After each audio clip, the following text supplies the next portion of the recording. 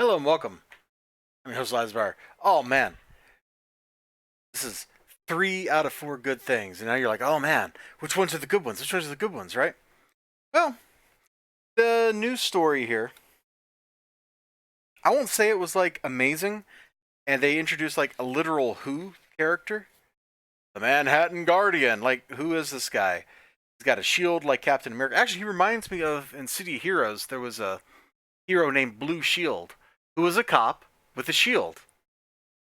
That's totally what this guy reminds me of. He's a literal Who. Superman does all the real work. But you know what?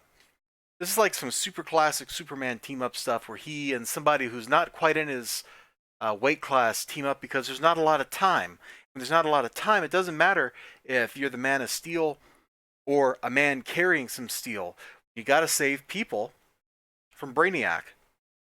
And that's what they're doing. Brainiac's trying to steal the Statue of Liberty. You can see it up there, where some interdimensional refugees have taken home, taken roofs. I don't know quite how to phrase that. And it was a fun story. Just watching Superman battle Brainiac and all that. Like, I had a good time reading it. I won't proclaim that this was like the best thing ever, but it's above the threshold of, yeah, this was all right. So I liked it. I liked it enough that I'm not going to spoil it by showing you any more than that one page. The Superman Batman story, though, oh, this is straight up just fire. You got Wonder Woman, Supergirl out there saving the day. Clark and Batman are busy watching her. She's doing stuff. There's lots of great art. I didn't quite recognize this artist at first. I think it's on the next page. Yeah, Ian Churchill, inked by Norm Rapmund. Doesn't really. I don't recognize it. It's a very nice style.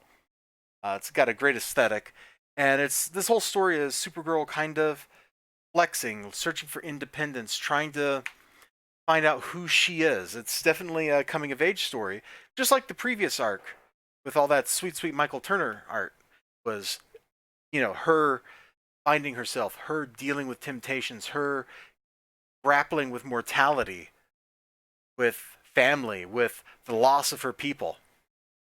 It's good stuff. It's heavy stuff.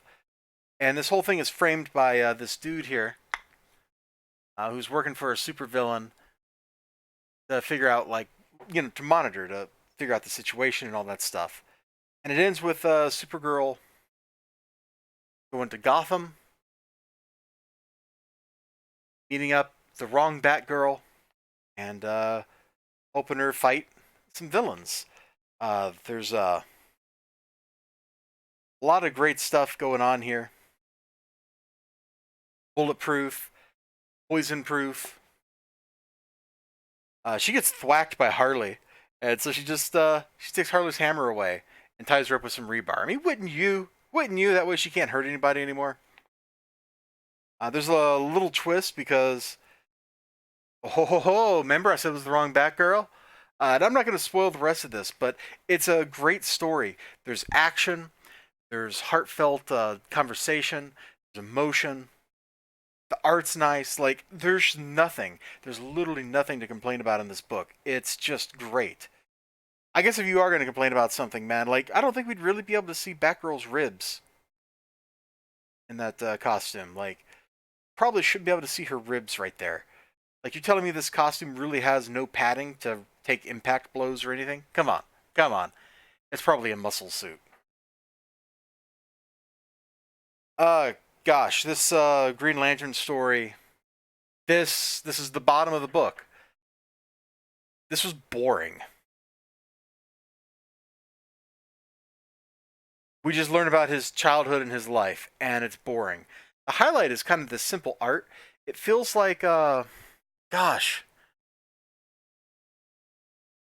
the art in these flashback scenes feels like very classic stuff. This is like Will Eisner art, or it has that kind of very cartoony feel to it. Who did the art? Hold on. Gonna tell me? Storytellers, Jeff Johnson, Darwin Cook. Oh, that's probably why. That's probably why. That's probably Darwin Cook art. He did. I got some issues of the Spirit that he did, and if I remember right, the art in that is very similar to this. So that's kind of like, it's weird and it feels out of place because you have this following up on this much more modern, realistic style. But since it's a flashback, it kind of makes sense. And now that I've actually looked up who the artist was, I understand why the choice was made. He really is just kind of mimicking that older kind of style. And I think it's here in the middle of the review. I think it's kind of cast a different light on the story. I still don't like it. I still don't like it, but I'm not going to complain about the art there like I was about to. But like as soon as that flashback is over, we're back to art that looks like this. And you know what? You know what? I think a Green Lantern book in that other art style would be a lot of fun. I mean, sure, it's not the hyper realistic Ethan Van Sciver looking kind of art where everything is super detailed and you have like 17,000 lines per panel, but I think that would be fun. Like, I think that would be fun. I think that would look good. Anyway, I didn't like that story because nothing happens. The terrific story, on the other hand, oh my gosh, this is almost the best story in the book. The difference between this story and the Superman Batman story is about that big. It's about that big. It's just a couple of hairs away. The Terrifics all get together, and here again, we're dealing with those kinds of like finding yourself, finding family kind of feelings. You know, I was just talking about this in the Titans review I did. There's a whole heck of a lot of that. The art in this whole story is just great. It's just chock full of action.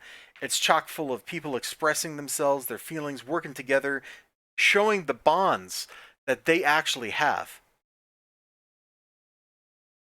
Dude here, he wants revenge. He's got some bad guys with him. And the Terrifics, they have a heck of a time fighting the bad guys. But of course, you don't really think the good guys are going to lose to bad guys, do you? I sure hope not. I really like the Plastic Man stuff right there, like slapping that muzzle on him. A plus. This story is awesome. This is the best Terrific story I've read. It almost makes me want to go back and reread the other Terrific stories to get up, lead up to the point we get to that story again. Superman number 1400-page comic giant. Oh yeah, oh yeah. You've got to check this book out because this is the hotness, it is the dopeness, it is the wazbam, if you know what I mean. And I think that you out there know what I mean. This is great. I'm kind of worried about whatever it is that they're planning on doing all their 100-page giants next month. Let me flip to kind of the end of this and of one of these stories and just see what it says. How do the heroes don't miss it? So I guess we're gonna have a Superman number 15, even though other books say they're getting ready to relaunch like 5 million. Yeah, we're totally just continuing this, even though we're going to relaunch all the other books or something. I'm not quite sure what DC's plan is there. But you know what? I don't care because I'm going to buy Superman number 15 next month. I got hype, man. I got hype. I want to read that Superman Batman story. The teaser for the next Superman original story is more Brainiac stuff, so I'm looking forward to that. And you know what? I'm down for the Terrifics. And maybe Green Lantern won't suck. Who knows? Who knows?